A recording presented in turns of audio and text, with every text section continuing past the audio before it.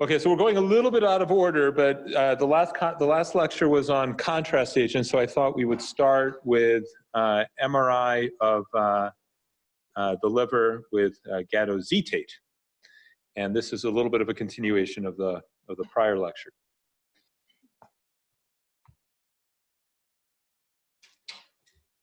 Why is this not moving forward? Okay. All right, so on the last lecture, we talked about the entire landscape of gadolinium-based contrast agents, of all contrast agents in the United States. Shown here is a landscape of gadolinium-based contrast agents specifically. You can see that the very first contrast agent approved in the United States was approved in 1988, gadolinium attached to a particular chelator called DTPA, commercially known as Magnavist. That was 1988. The most recent gadolinium-based contrast agent approved in the United States, 2013. This particular formulation of gadolinium, it's attached to a chelator named DOTA.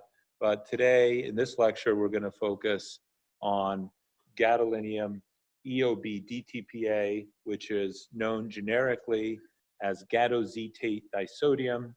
It's known commercially as Primavist in the rest of the world. It's known commercially as Eovist in the United States. So in this lecture, we'll ask what is gadoxetate and how does it differ from conventional extracellular agents. We'll review a basic MRI protocol using gadoxetate, understand its potential advantages and disadvantages in patients without cirrhosis, and then in patients with cirrhosis or otherwise at risk for HCC, become familiar with some of its limitations and pitfalls, and review one institution's, namely ours, decision tree for when to use it and when not to use it. So here's the chemical structure of gadolinium DTPA. This is that first contrast agent that was approved in the United States, commercially known as Magnavist. And why is the gadolinium chelated to a chelator? Again, because gadolinium is toxic, so we chelate it to maintain its safety. Now, if we take DTPA, which is the backbone shown here, and we add an ethoxybenzyl group to it, or EOB, we now have gadolinium DTPA EOB. And in the literature, it's often referred to as gadolinium EOB. So if you ever hear someone talking about gadolinium EOB, they're talking about this particular contrast agent, gadolinium DTPA EOB, which is commercially known as Eovist in the United States, Primavist in the rest of the world, and generically known as gadoxetate disodium. It's sometimes also known by its acid name, gadoxetic acid. So all of those are the same: gadoxetic acid, gadoxetate disodium, gadolinium EOB, Eovist, Primavist, all different ways of saying the same thing. Now, gadolinium EOB DTPA gradually accumulates in liver cells via particular transporters known as OATP. So OATP are these transporters that are on the they're on the sinusoidal membrane of hepatocytes. OATP, organic anion transporter polypeptides. Notice that hepatocytes have other transporters, including the multi-drug resistance associated protein 2, which excretes things into the bile duct canaliculus, as well as another exporter known as multi-drug resistance associated protein 3, which spits things out back into the sinusoidal space. So recall the microanatomy of the liver. We have hepatocytes forming rows. The hepatocytes have an epithelial surface which faces the perisinusoidal space. This perisinusoidal space is separated from the sinusoid by these endothelial cells. And the sinusoid is to the liver what the capillary is to the rest of the body. So the sinusoids of the liver, it's another way of just saying the capillaries of the liver. So when we first give gadolinium EOP DTPA, it will distribute in the extracellular space, so it won't go inside the cells right away. Initially, it will be in the sinusoid and in the perisinusoidal space, and it looks like this. So this is what happens when you first give the contrast agent. Now, over time, the contrast agent, gadolinium EOB, is recognized by the OATP transporters and literally gets inside the cells via these transporters. And these transporters live on hepatocytes. They live on hepatocytes in the normal liver. They live in hepatocytes in the cirrhotic liver. And they live in hepatocytes in some hepatocellular lesions. Now then, this contrast agent will be excreted either back into the sinusoid via MRP3 or excreted into the bile ducts by MRP2. And over time, as more and more of the contrast agent gets inside the liver cells, it gets cleared from the extracellular space until eventually most of the contrast agent is either in the liver cells or in the bile ducts, or it's nowhere else, right? Because notice that it's been cleared from the extracellular space. And we might imagine then that if we give this contrast agent after a long amount of time, the liver will be quite bright because the liver cells are everywhere in the liver, but the blood vessels eventually will be dark because this contrast agent gets cleared from the blood space. In fact, gadolinium DTPA EOB gets cleared by both the kidneys and the liver. So this contrast agent gets excreted by the kidneys. This contrast agent gets taken up by the liver via OATP and then excreted into the bile ducts via MRP2. And these molecular transporters account for hepatic uptake and hepatic excretion. And EOB also binds to proteins. Why is the binding to proteins important? Because it reduces that tumbling rate so that gadolinium DTPA EOB becomes a very effective contrast agent, very high relaxivity. So gadolinium DTPA causes a lot of bang for the buck. Let's now focus on OATP and MRP2. So lesions, so the liver gets bright because it has OATP. Any lesion with OATP, any tumor with OATP on its cells will also get bright, but lesions without OATP will get dark. And that's really the fundamental thing you need to know about gadoxetate. Things with the transporters get bright, things without the transporters get dark. So what things have OATP expression and what things don't? Well, let's look at the things that do have OATP expression. So normal liver has OATP expression. Most focal nodular hyperplasias have OATP expression. Regenerative nodules have OATP expression. The hepatocytes that are living within a region of perfusion alteration, so-called transient hepatic intensity differences. So wherever you see a perfusion alteration, those hepatocytes tend to have OATP expression. And a small minority of HCCs tend to have OATP expression, maybe about 5%. Pretty much everything else has low or no OATP expression. So things that are not made of hepatocytes, so for example, cysts, hemangiomas, metastases to the liver from other organs, intrahepatic cholangiocarcinomas, these are not made of hepatocytes. These have low or no OATP expression. Similarly, non-hepatocellular tissues like scars, fibrosis, the blood inside a blood vessel, those are not made of hepatocytes. Those also have low or no OATP expression. Some tumors that are made of hepatocytes also have low or no OATP expression. So for example, most adenomas have low or no OATP expression. Most HCCs have low or no ATP expression, and some dysplastic nodules have low or no OATP expression. So you can see now that if you memorize this list of what tends to have and what tends not to have OATP expression, you will be able to predict what you would see when you use this particular contrast agent. Now, some things need to be memorized, but some things don't. So non-hepatocellular lesions, non-hepatocellular tissues, that's a no-brainer. If you know that OATP is expressed in hepatocytes, but not in non-hepatocytes, then this is very easy to remember. This might be a little bit more difficult to remember. So this is what it looks like. Here is a normal liver, and here is a cirrhotic liver. Notice that the normal liver is bright, the cirrhotic liver is bright. Notice that the normal liver tends to be brighter than the cirrhotic liver. And why is that? Because the normal liver tends to have better OATP function than the cirrhotic liver, where the hepatocytes are a little bit damaged by chronic inflammation. Notice also that the normal liver looks fairly homogeneous. The cirrhotic liver tends to look more inhomogeneous because the cirrhotic liver is divided by tiny scars into regenerative nodules. So the individual regenerative nodules, I don't know if you can see my arrow right here, but the individual regenerative nodules are bright, but these individual regenerative nodules are surrounded by fibrosis, and fibrosis is not made of hepatocytes, so the fibrotic scars are dark.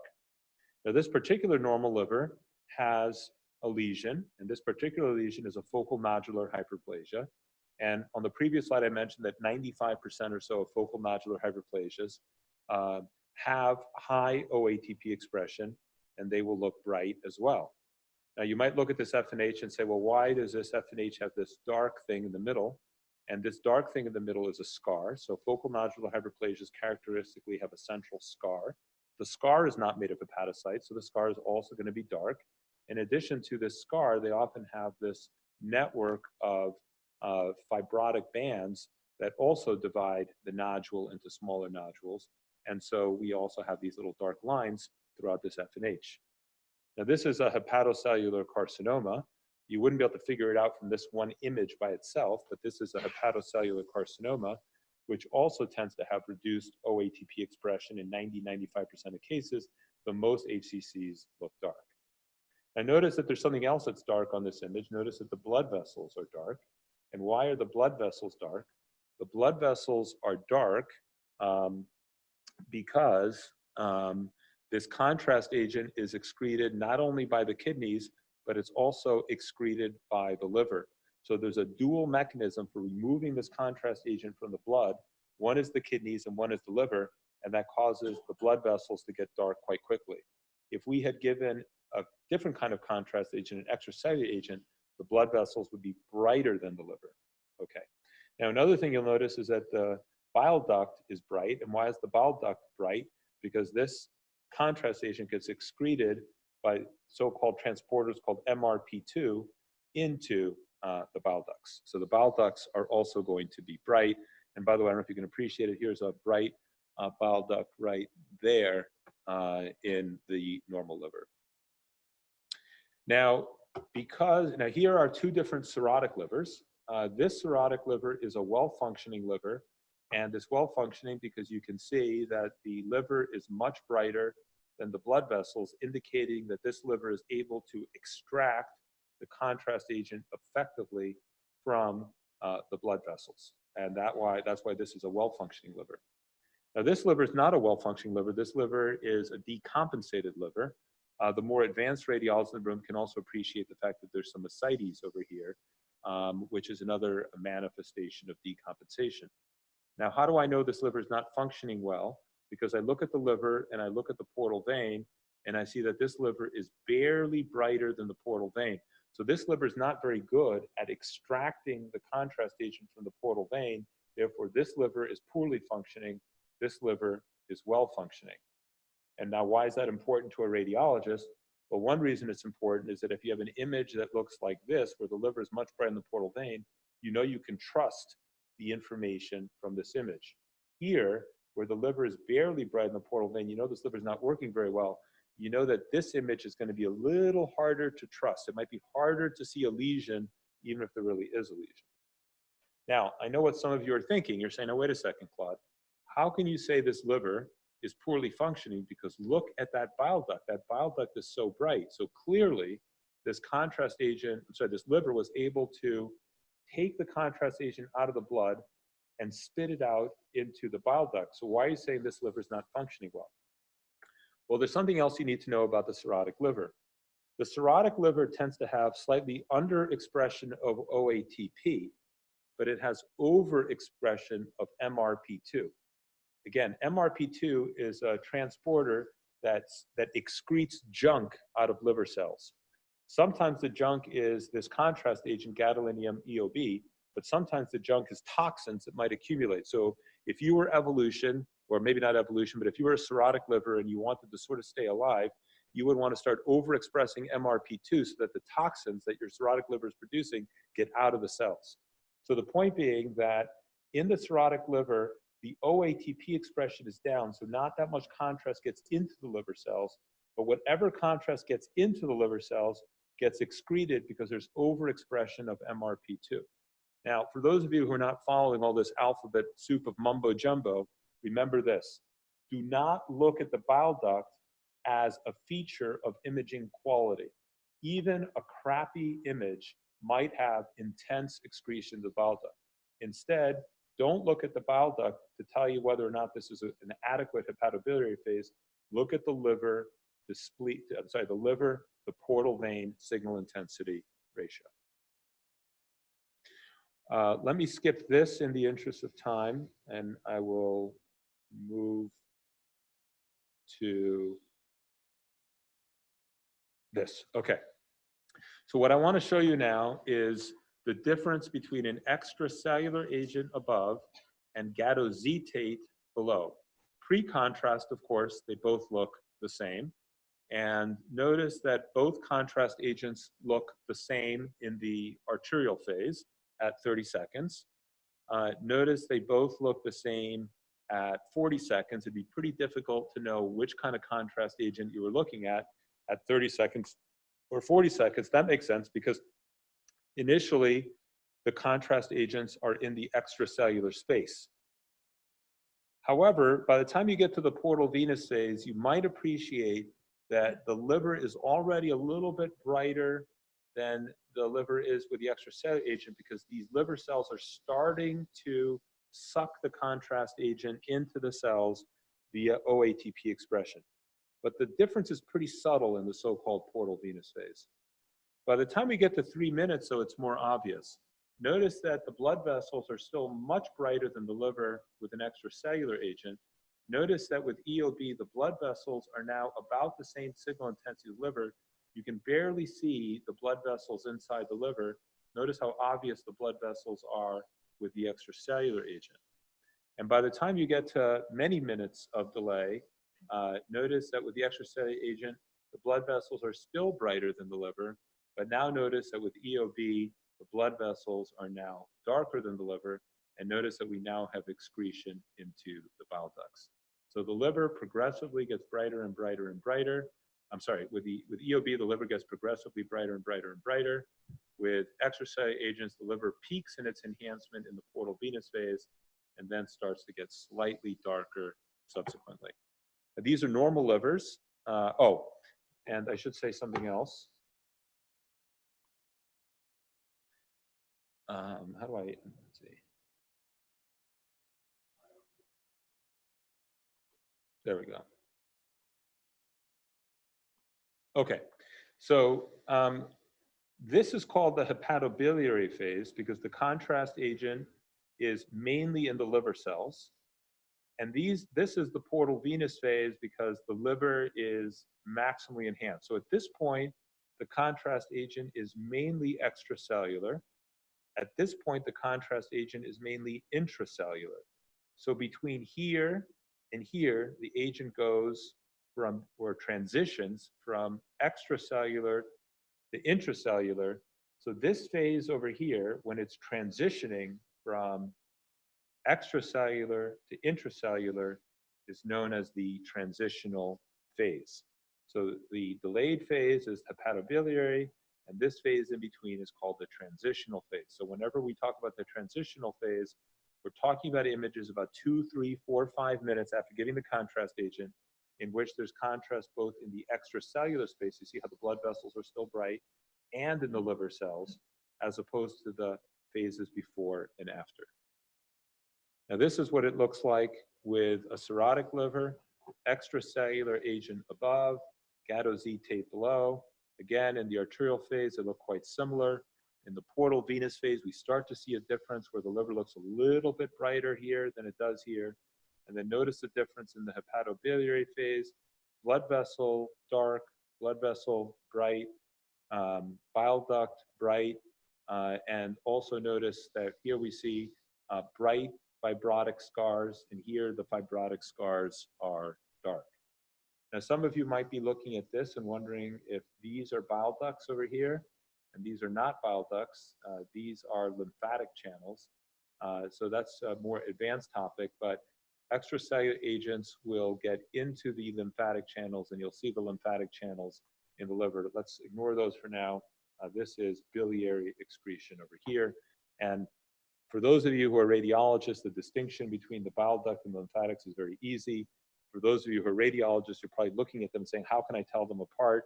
Just trust me, it's very easy for a radiologist to tell the difference between lymphatic channels and bile ducts. Okay, and then this is yet one more example of a cirrhotic liver extracellular agent, gadoxetate. This particular cirrhotic liver has bands of fibrosis that cause the liver to retract inwards. And notice that these bands of fibrosis are bright with the extracellular agent. Notice that those bands of fibrosis are dark with gadoxetate because those bands of fibrosis are not made of hepatocytes. Okay, so we discussed what is gadoxetate. Let's quickly review a basic MRI protocol. So a basic MRI protocol is we collect a coronal single shot, an axial out of phase and in phase, and optionally we do a T2 weighted MRCP.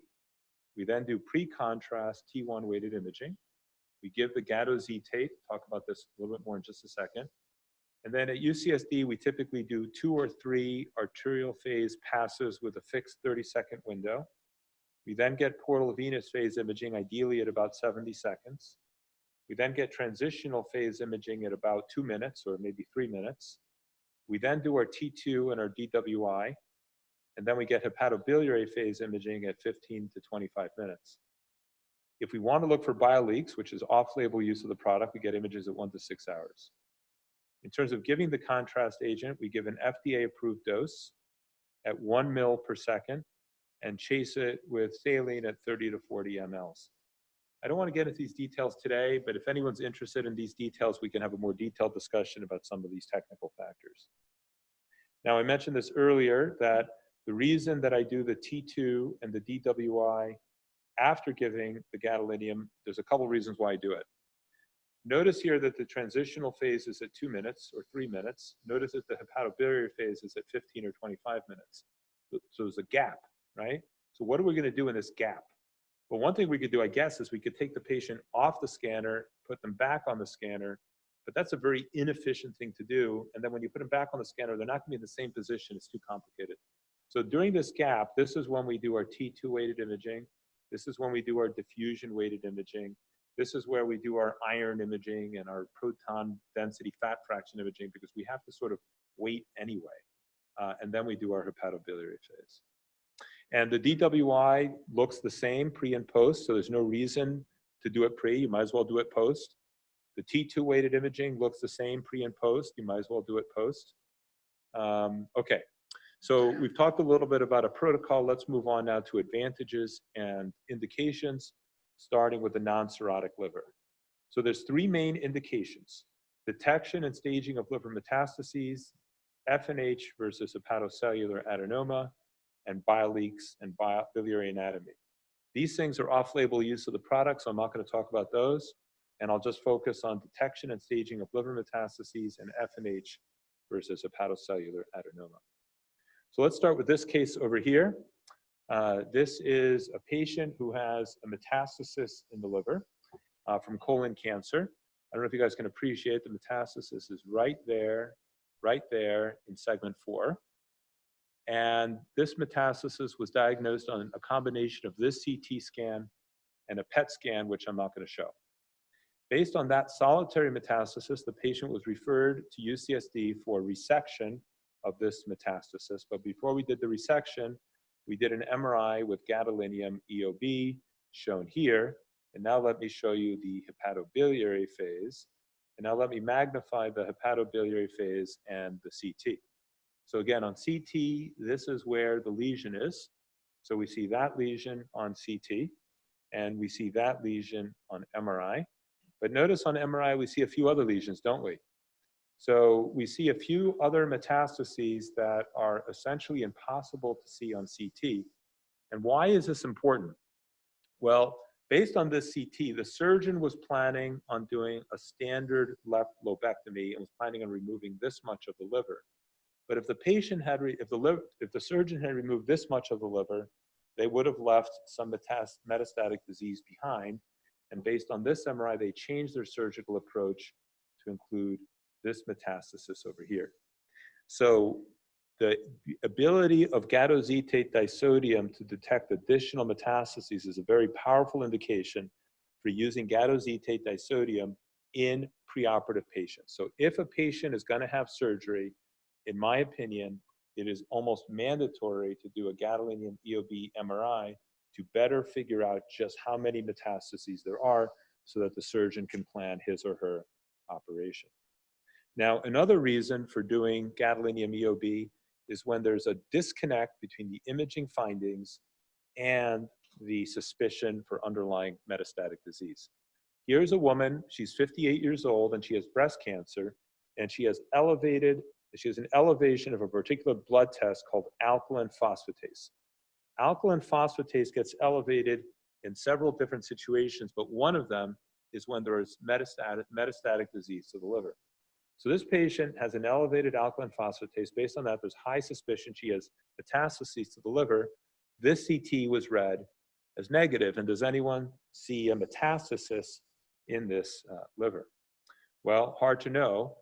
So we did an MRI with gadoxetate disodium, and every single one of these black dots that you see in this liver is a metastasis. So we can start counting them. 1, 2, 3, 4. Okay, it's going to take us too long to count. There's 1,000 metastases on this image alone. This patient probably had 10, 20, 30,000 metastases on the liver. And maybe in retrospect, you might wonder, you know, is there something here? Is there something here? But boy, on CT, it's very, very difficult.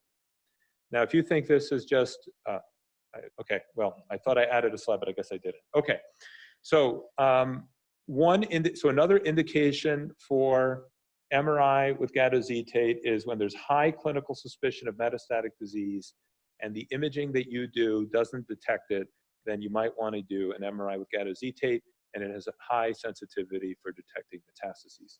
Metastases are not made of hepatocytes. Because they're not made of hepatocytes, they look like little black filling defects against a bright liver background. Now, another indication for gadoxetate disodium is to differentiate focal nodular hyperplasia versus hepatocellular adenoma. Focal nodular hyperplasia is a benign tumor that essentially never hemorrhages and never becomes malignant. Hepatocellular adenoma is a benign tumor that sometimes becomes malignant and sometimes hemorrhages and can kill the patient due to exsanguination.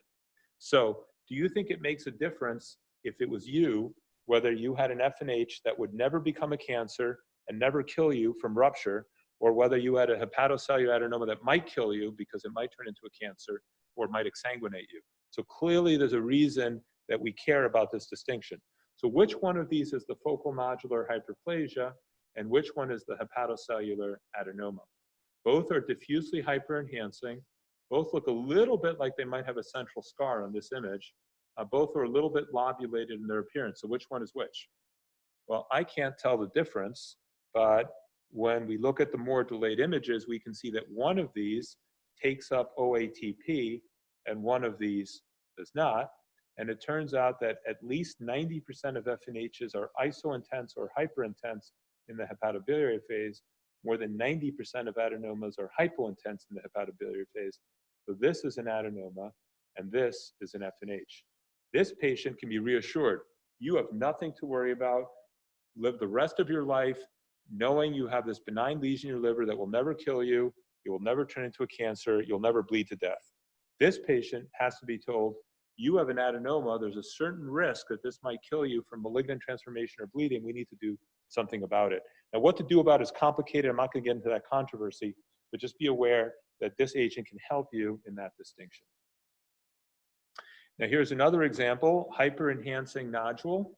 This nodule sort of fades toward isointensity, and you might wonder whether this is a focal nodular hyperplasia. So is this a focal nodular hyperplasia or not? Well, you bring the patient back for a gadoxetate MRI, and you can see that this nodule is a little bit darker than background liver. So this is not an FNH. This is a hepatocellular adenoma. Now, unfortunately, some adenomas do, if 90% of adenomas do not take up EOB, that means 10% do. So one of these is an FNH and one of these is an adenoma. And can you tell which? Well, let's look at the structure a little bit more. Notice that this one is homogeneous except for a central scar. And this one sort of looks mottled and heterogeneous and doesn't appear to have that nice, well-organized structure of this lesion. So if you know that, then you can say that this one is the adenoma and this one is the FNH. And the teaching point is that the internal architecture matters. So it's good to know the internal architecture of FNHs with EOB. This is an FNH with an extracellular agent. This is an FNH with EOB. And notice this internal architecture. The FNH is a large nodule that's divided into smaller nodules by a central scar and a radiating network of fibrotic scars. And if you memorize that internal architecture, then that's another thing that can help you in the distinction. So here are 6 different focal nodular hyperplasias with EOB. And if you sort of visually memorize this range of different architectures, this will help you in the distinction between FNH and the rare dysplastic hepatocellular adenoma that takes up EOB. Okay, let's shift gears from the non-cirrhotic liver to the cirrhotic liver. Advantages and indications of EOB in the cirrhotic liver is that it can differentiate vascular pseudolesions from small HCCs. It can help you diagnose hypovascular HCC, and it can help you identify early HCC and high-risk nodules. So we're going to go through each one of these 3 things in turn, starting with the first. But before we do that, let's just review what a normal HCC looks like, a classic HCC looks like with this agent. So a classic HCC will enhance in the arterial phase, and this is a late arterial phase image because we see contrast in the portal vein.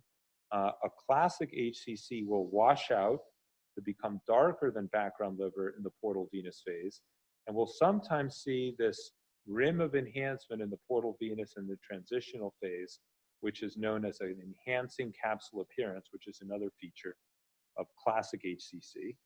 And classic HCCs, although they're made of hepatocytes, these hepatocytes have lost the ability to express OATP, and they tend to look dark in the hepatobiliary phase. This is a good quality hepatobiliary phase because even though the liver is cirrhotic, notice that the liver is much brighter than the portal veins in the background. So this is a classic HCC. Okay, so here we have a classic HCC, right? It's hyper-enhancing in the arterial phase. Notice that in the portal venous phase, it's dark, it washes out, and it looks dark in the hepatobiliary phase. So this is a classic HCC. And here's another HCC, maybe not quite so classic, but here we see a mass. And notice that this mass washes out to become darker than liver and portal venous phase and doesn't take up the contrast agent in the hepatobiliary phase. So that's an HCC, that's an HCC. Okay, that's easy. But what about that thing? And what about that thing? One of those is an HCC and one of them is not. One of them is a little nodular pseudolesion due to an abnormal microscopic connection between an artery and a vein, sometimes known as an arterial portal shunt. An arterial portal shunt is benign, a cancer is malignant. So the distinction between a cancer and an arterial portal shunt is pretty important, right? One's a cancer, one's benign. So which is which? Well, let's start with this one over here, and let's go to the hepatobiliary phase. And look, we see nothing. So that one is benign. What about the other one? Well, the other one, look at that. There's a small little filling defect right there. So this one is a cancer. The other one is a perfusion alteration. So this agent can help you problem solve when you see things like this and you're not sure if they're cancers or not. You can bring the patient back for Gadoxetate disodium, and it can help you figure out whether the lesion is a pseudo-lesion or a real lesion. Now, here's another reason to give Gadoxetate disodium. It can help you detect minimally hypervascular HCC. Now, here's a very obvious cancer that I'm sure all of you can see. And you're probably wondering why I'm showing you such an obvious cancer. So anyway, bear with me as I show you this obvious cancer. And my guess is most of you don't see the obvious cancer in this obvious case. So let's now bring the patient in for an MRI with an extracellular agent. And some of you now may be able to see this cancer. And I'll just tell you where it is. It's right here. So you see this faint hyperenhancement right there and faint washout. So here's the cancer. So when I point at it, right, you can see it. But if you had 30 MRIs to read in a day, and this patient had 1,000 images, and this is the one set of images that shows it, you can imagine how someone might miss this. So this was missed. But this patient was going to have surgery, so we did an EOB MRI, and now I think everyone can see the obvious EOB defect right here. That's very obvious. Once you see this, you can see that it's hyperenhancing. Once you see it here, you can see it here. Once you see it here, you can see it here. And then you go back to the CT and say, aha, there it is. There it is. But who here saw it the first time around? I certainly didn't. So anyway, minimally hypervascular HCCs are important because they're cancers, but they can be missed, and EOB can help. So if you're not convinced, here's another case. Anyone see the cancer? So this patient has a 3-centimeter cancer in the liver. Anyone see it? Well, let's bring the patient back for EOB MRI, and there it is. So now that we see it, we can sort of hallucinate that it was here all along. Now, this particular one is not hyper-enhancing, and so I can't prove it's an HCC from imaging alone. So this patient, I'm getting a biopsy, but this was a cancer completely missed prospectively on the regular MRI. Now, that brings us to a new topic, which is early HCC and high-risk nodules. So this is this is what is known as multi-step hepatocarcinogenesis, in which we start with benign cirrhotic nodules that over time can become low-grade dysplastic nodules, that over time can become high-grade dysplastic nodules, that over time can become early HCCs, and these early HCCs can eventually become progressed HCCs. And these high-grade dysplastic nodules are considered high risk because they have a very high probability of turning into early HCCs. And early HCCs are carcinoma in situ. They're sort of micro-invasive cancers that, if left alone, will eventually become progressed HCCs, which will then metastasize and kill the patient. So we want to be able to detect high-grade dysplastic nodules in early HCCs because these are pretty easy to treat before they become progressed HCCs, which can kill the patient. So if that was too complicated, just theoretically imagine that there's a range of hepatocarcinogenesis from benign to malignant. And now let's ask ourselves, during that range of hepatocarcinogenesis, what happens to arterial flow? Well, arterial flow initially decreases and then goes up. What about OATP expression? What happens to OAT expression during this conceptual progression of carcinogenesis? OATP expression usually declines, and notice that the decline is progressive, and notice that the decline starts early. So if we wanted to pick up pre-malignant nodules, we could pick them up by targeting OATP, and these nodules will look darker than background liver very early in the course of their malignant transformation. But if we're trying to detect nodules by arterial flow, we can't detect them this early, can we? Because notice that at this point, the arterial flow is the same as that of background liver. We can't detect cancers by arterial flow until later in carcinogenesis. And so here's an example of a patient with a cancer. This is an MRI with gadoxetate disodium. And I want to draw your attention to the hepatobiliary phase. And can everyone appreciate that there's a 9-millimeter nodule in this liver? This ends up being an HCC, and this HCC is obvious due to OATP underexpression. I now want to draw your attention to the dynamic phases. And can anyone see the HCC here? And the answer is no, you can't. You cannot see the HCC because this particular cancer has not yet had an abnormality, an alteration in its arterial flow. Now, this particular cancer is also visible on DWI, which will be a topic of a later lecture in today's marathon. So, bottom line is that OATP can pick up cancers before they develop vascular alterations. So here's an example. This patient has a 14 millimeter nodule. Does anyone see it on any of these images? We have arterial phase, portal venous phase, pre-contrast in and out of phase, T2 diffusion. Does anyone see the 14 millimeter nodule? The answer is no, you don't. But the 14 millimeter nodule is right here. So there it is. So now we see this nodule. It's a hepatobiliary phase hypointense nodule without any other abnormality. In the literature, it turns out that about half of these are high-grade dysplastic nodules, and about half of these are early HCCs, and these have a pretty high risk of malignant transformation. So whenever we see them, we get a 6-month follow-up. In this particular case, we got a follow-up 9 months later, and here's the follow-up. 9 months later, it grew from 14 millimeters to 22 millimeters, and now notice that it has hyperenhancement. So it's now a full-fledged progressed HCC that needs to be treated right away.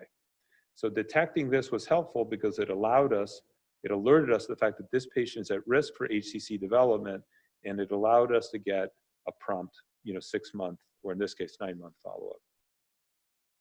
Just to show you that this is not a United States only phenomenon, this is a case from Brazil. So here we have a 5 millimeter nodule on the hepatobiliary phase. Notice that this nodule does not really enhance in the arterial phase. This is considered a LIRADS 3. So this patient was followed, and 2 years later, this nodule is now bigger.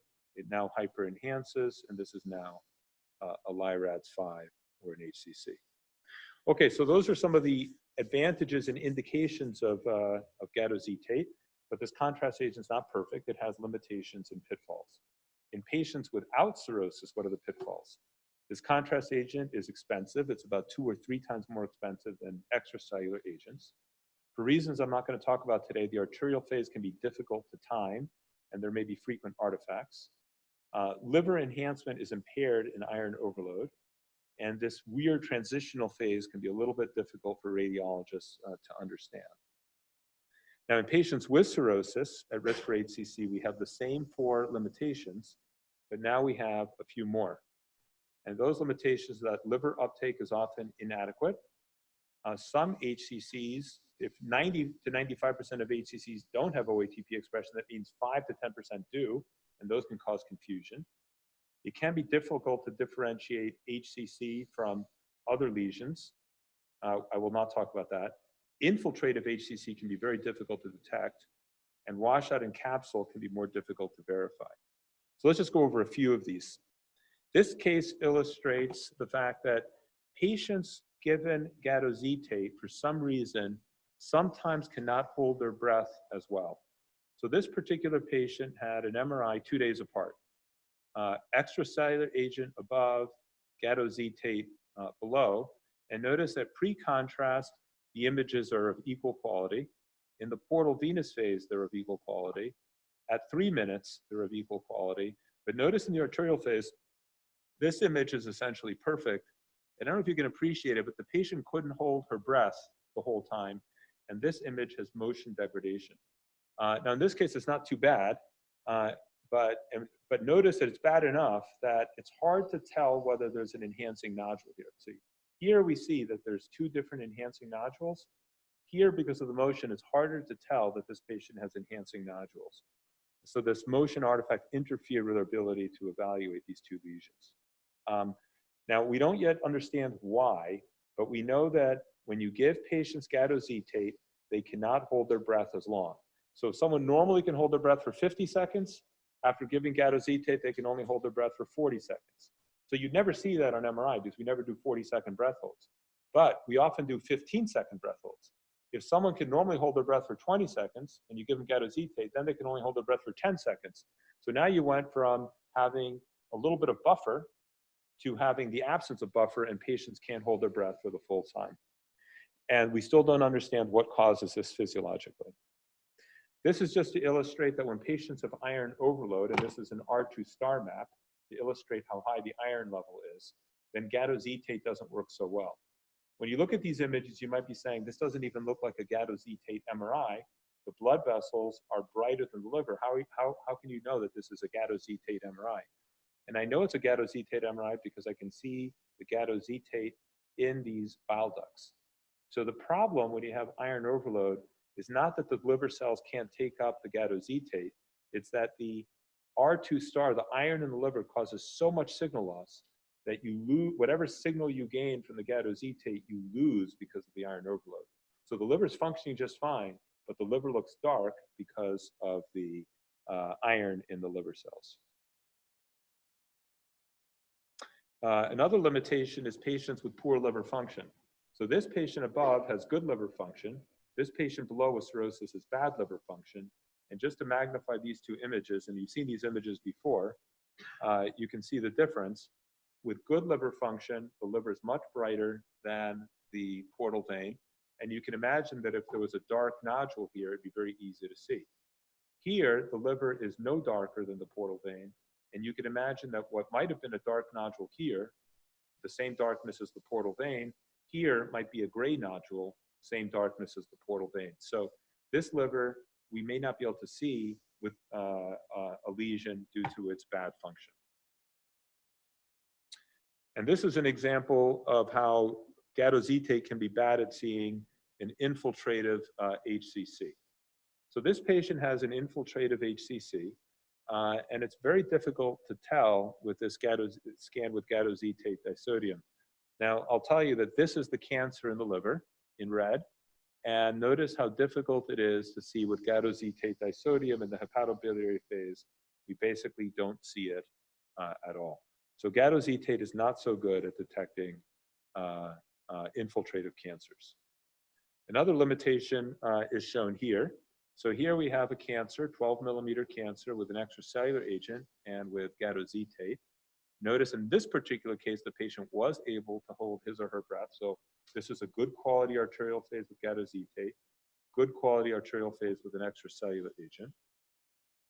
Then we go to the more delayed images and notice that this lesion is washing out, this lesion is washing out. So far, so good.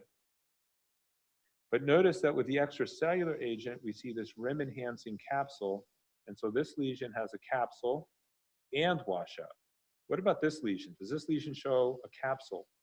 I can't see the capsule, right? Can you appreciate the fact that we see this rim of enhancement here, but we don't see the rim of enhancement here? Why not?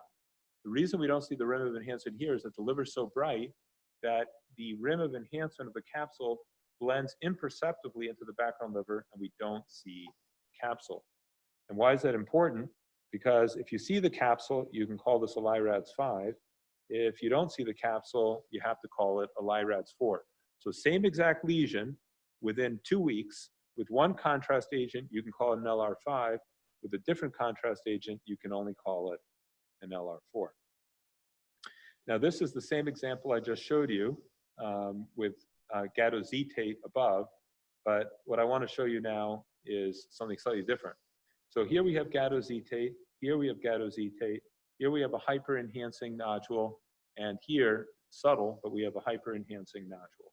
And notice that this hyper-enhancing nodule shows up as a hepatobiliary phase defect on the hepatobiliary phase. But in order to score washout, we need to be able to see the hypointensity in the portal venous phase. So there's our arterial phase hyperenhancement. There's the washout. And the question is this lesion washing out? And the answer is, well, it has hypointensity in the transitional phase in the hepatobiliary, but in the portal venous phase, there's no washout. So the point being here that gadoxetate, it's harder to detect washout with gadoxetate because the washout has to be seen in the portal venous phase, and we don't always see it. Okay, so to conclude then, when to give gadoxetate and when not to give gadoxetate. And this is an algorithm that is not based on evidence. This is an algorithm that's based on sort of my opinion. And this slide was put together by a former fellow, Sean Best. So basically, the first question is there a contraindication to gadoxetate? So for example, if the bilirubin is very elevated, and or if the patient previously had a suboptimal hepatobiliary phase, then we'll use an extracellular agent. If the patient previously could not hold his or her breath, and or if the patient has severe iron overload, we know that the gadoxetate won't work so well, so we'll give an extracellular agent. So that's pretty easy. So what if there's no contraindication to gadoxetate?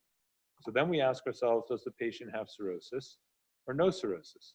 If the patient doesn't have cirrhosis, then we give gadoxetate if we're looking for focal nodular hyperplasia, if we're trying to detect exactly how many metastases someone has because we're doing preoperative planning for metastatic resection, if for some reason we're trying to detect tiny metastases, and although I didn't talk about it, if we're looking for bile leaks, biliomas, or biliary anatomy and living donor candidates, these are the reasons we give gadoxetate. So notice it's just a few things that we give gadoxetate for.